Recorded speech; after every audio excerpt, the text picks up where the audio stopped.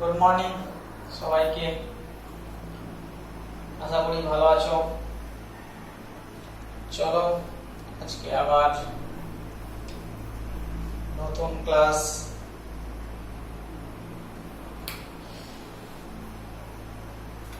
আগের ক্লাসে পড়া পড়েছো আশা করছি। তো আগের ক্লাসে আমাদের যতদূর হয়েছিল, আগের ক্লাসে অ্যাকচুয়ালি আমরা পড়েছিলাম সেল সাইটোপ্লাজম সম্পর্কে, তাই তো? এবং সেল সাইটোপ্লাজম সম্পর্কে পড়তে গিয়ে আমরা কয়েকটা কথা বলেছিলাম। তার মধ্যে এই কথাগুলো ছিল না, সেলের মধ্যে সাইটোপ্লাজমে কি কি জিনিসপত্র আছে আমাদের সেটা জানা দরকার। না আমরা এটাই দেখলাম না, জায়গায় জায়গায় সেলের প্লাজমা মেমব্রেনটা fold হয়ে গেছে towards cytoplasm and formation of various type of structure. Someone is the tubular, someone is the sac-like, someone is the laminate. ঠিক আছে? And these structure are contain either enzyme or pigment. If that contain a respiratory enzyme, then this structure is called mesosome. তাহলে আমরা first একটা structure পড়েছিলাম, mesosome সম্পর্কে পড়েছিলাম। আমরা এটাও পড়েছিলাম না, যদি এর মধ্যে কিছু কিছু ব্যাকটেরিয়ার মধ্যে ফটোসিনথেটিক পিগমেন্ট থাকে, যদি এর মধ্যে ফটোসিনথেটিক পিগমেন্ট থাকে তবে এই স্ট্রাকচারটা তখন নাম হয়ে যায় ক্রোমাটোফোর। আমরা থার্ড পড়েছিলাম এর মধ্যে যে জেনেটিক ম্যাটেরিয়ালটা থাকে সেই জেনেটিক ম্যাটেরিয়ালটাকে আমরা বলতে পারি নেকেড ডিএনএ অথবা জিনোফোর অথবা নিউক্লিওয়েড।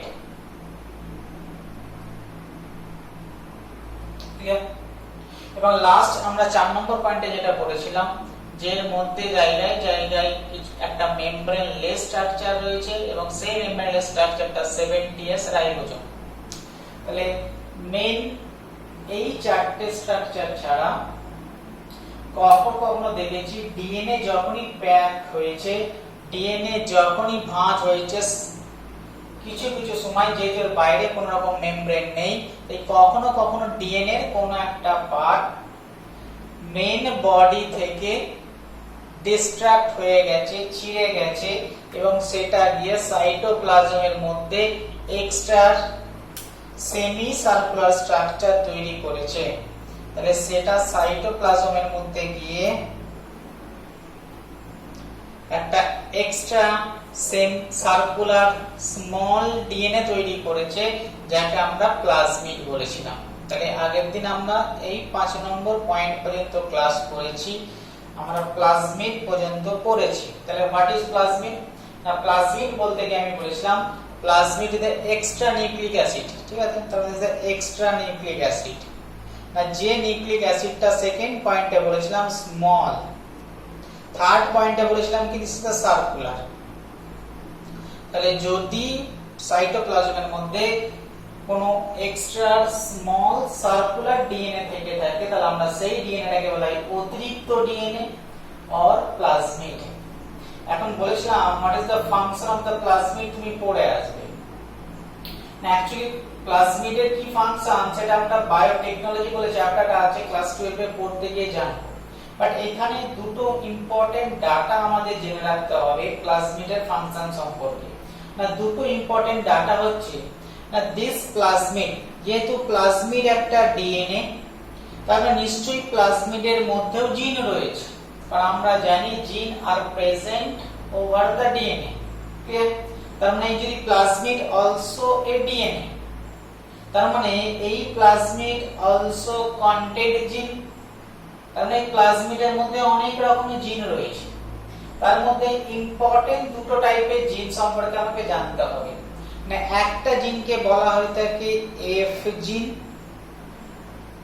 আর একটা জিনকে বলা হয় থাকে আর জিন। Now what is F gene and what is R gene, or what is the function of the F gene and what is the function of the R gene? The function of the R gene, actually these gene are called antibody resistance gene.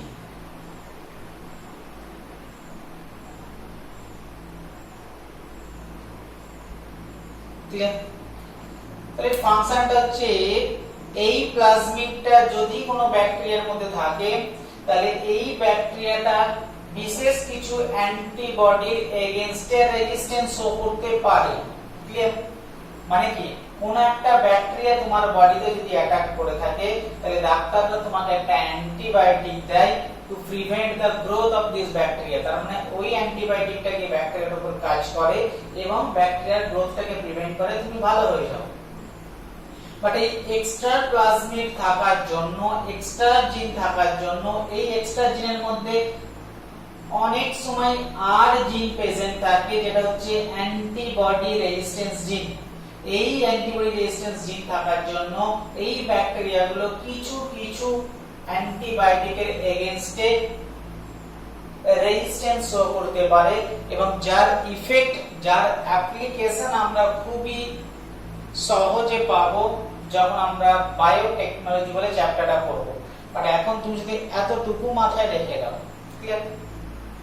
Next gene is the AF gene. AF gene also called fertility gene.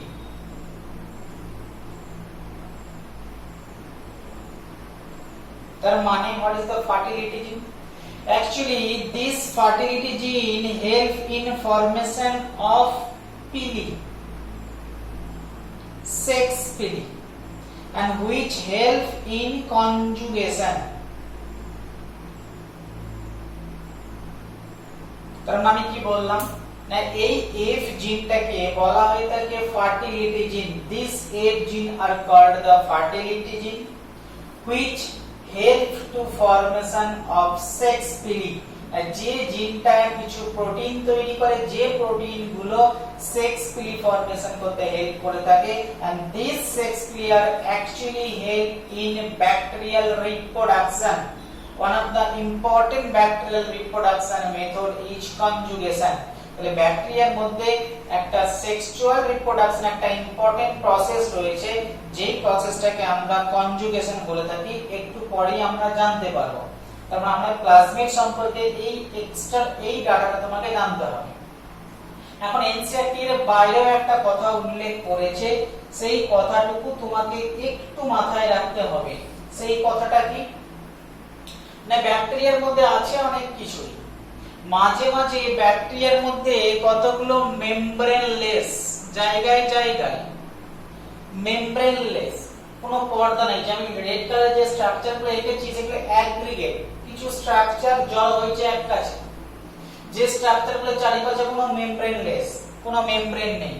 তার মানে কিছু aggregate পাই যেগুলো মেমব্রেনলেস, freely present in cytoplasm.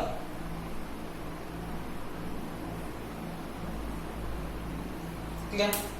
তার মানে কখনো কখনো ব্যাকটেরিয়ার মধ্যে কিছু মেমব্রেনলেস কিছু স্ট্রাকচার পাওয়া যায়, যে স্ট্রাকচারগুলো এই সাইটোপ্লাজমের মধ্যে ফ্রিলি ভাবে প্রেজেন্ট, কোনো ঝামেলা নেই। ফ্রিলি ভাবে প্রেজেন্ট মানে না এই স্ট্রাকচারটাকে সবসময় যে এখানেই থাকতে হবে তার কোনো কথা নেই। এই স্ট্রাকচারটা এখানেও থাকতে পারে, এখানেও থাকতে পারে, এখানেও থাকতে পারে, এখানেও থাকতে পারে। তার মানে this aggregate or this structure freely present within the cytoplasm. Second আমি কি বললাম না, এই যে স্ট্রাকচারটা দেখতে পাচ্ছি, this structure is the membraneless. তাহলে membraneless freely present in the cytoplasm এ যে স্ট্রাকচারটার কথা বলছি, এই স্ট্রাকচার গুলোকে অ্যাকচুয়ালি বলা হয়ে থাকে ইনক্লুশন বডি।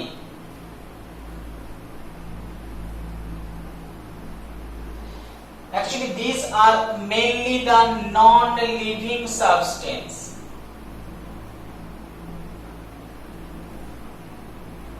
তার মানে কখনো কখনো ব্যাকটেরিয়ার মধ্যে ফ্রিলি প্রেজেন্ট মেমব্রেনলেস কিছু নন লিভিং সাবস্টেন্স আমরা পেতে পারি।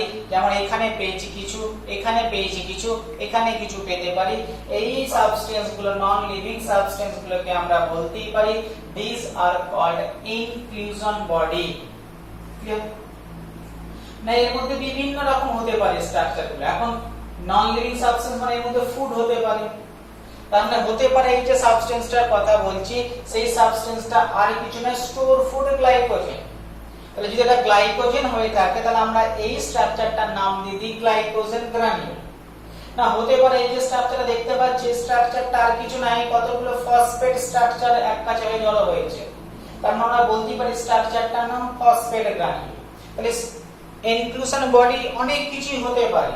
ফার্স্ট কমনলি আমরা যেগুলো দেখতে পাই তার মধ্যে ইম্পর্টেন্ট হচ্ছে গ্লাইকোজেন গ্রানিউল, আমরা পেতে পারি ফসফেট গ্রানিউল, আমরা পেতে পারি ওয়ান অফ দ্য ইম্পর্টেন্ট গ্রানিউল ভলিউটিন গ্রানিউল। এখন হোয়াট ইজ ভলিউটিন গ্রানিউল তোমাদের এই মুহূর্তে জানার দরকার নেই, জাস্ট নামটা মনে রাখতে পারবে। ভলিউটিন গ্রানিউল কোথায় পাওয়া যায়? তাহলে this all are inclusion body, বোঝা গেল? তাহলে সাইটোপ্লাজম থেকে অতিরিক্ত যে দু চারটে ডাটা তোমাকে আমি জানতে বলেছিলাম সেই দু চারটে ডাটা আমি কভার করে দিলাম। এখন আমার লাস্ট পার্ট পড়ে রয়েছে, এটা হলেই আমাদের প্রোক্যারিওটিক সেল শেষ হয়ে যাবে। না আমরা দেখলাম কভারিং সম্পর্কে পড়লাম, আমরা পড়লাম ভেতরে কি জিনিসপত্র আছে।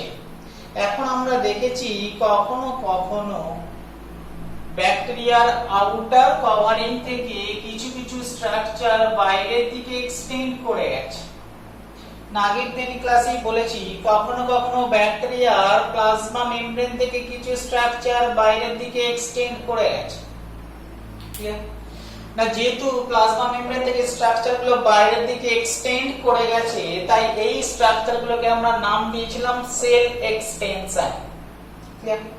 তাহলে যদি ধরে নিলাম এটা একটা প্লাজমা মেমব্রেন এবং cell wall the outer covering of bacteria, তাহলে যদি এটা outer covering of the bacteria হয়ে থাকে তাহলে এই ব্যাকটেরিয়ার আউটার কভারিং থেকে কখনো কখনো কোন স্ট্রাকচার বাইরের দিকে এক্সটেন্ড করে গেছে, তো লং স্ট্রাকচার।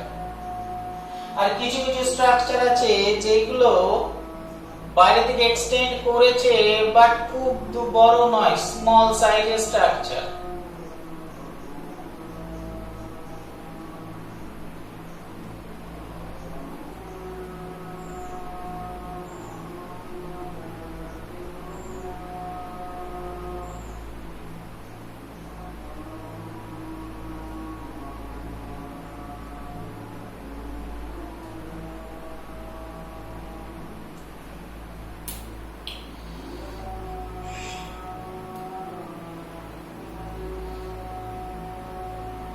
তাহলে দেখো দু রকম এক্সটেনশন আমরা দেখতে পাচ্ছি in bacteria. One is the large extension and the second one is the small extension. তাহলে আমরা ব্যাকটেরিয়ার বাইরের দিকে যে সমস্ত এক্সটেনশন গুলো হয়েছে সেই এক্সটেনশন গুলো সেল এক্সটেনশনটাকে আমরা দুই ভাগে ভাগ করতে পারি। কি কি ভাগে ভাগ করতে পারি? না আমরা আইদার